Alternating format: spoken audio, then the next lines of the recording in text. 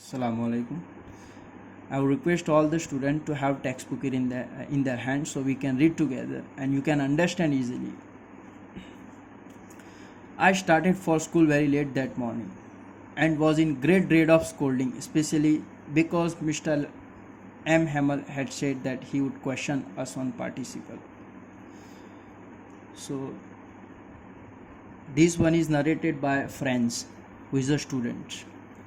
As he was getting late in school and he was afraid of his teacher because he was told that he would be asked question on participles and he didn't know anything about participle, so he was very scared of his teacher. I didn't know the first word about them. For a moment I thought of running away and spending the day out of doors. So the thought came into his mind to avoid the school and to bunk the class. It was so warm, so bright, the atmosphere was so beautiful outside. The birds were chirping at the edge of the woods, and in the open field back of the sawmill, the Prussian soldiers were drilling. And he saw the Prussian soldiers were drilling, marching, and it was so beautiful atmosphere. And it was all much more tempting than the rule for participles. So he was distracted, he was tempted, he was attracted towards all this beautiful atmosphere, and he decided not to go to school. But I had the strength to resist and hurried off to school. But he fought back. He fought with his desire not going to school, and decided to go to school. Let's see what happened while going to school. When I passed the town hall, there was a crowd in the front of the bulletin board.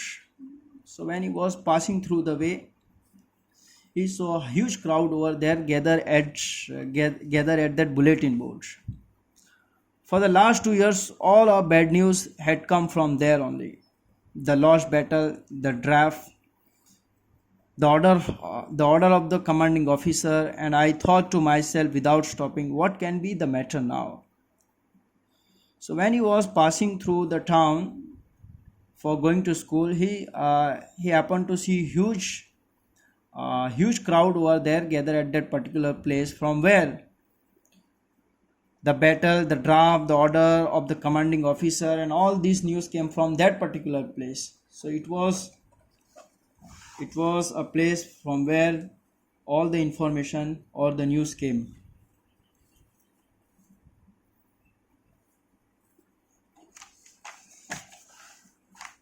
Then as I hurried by as fast as I could go,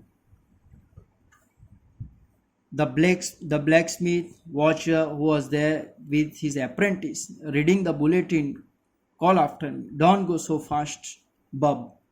Bub means a young brother, a little boy. You'll get to your school in plenty of time.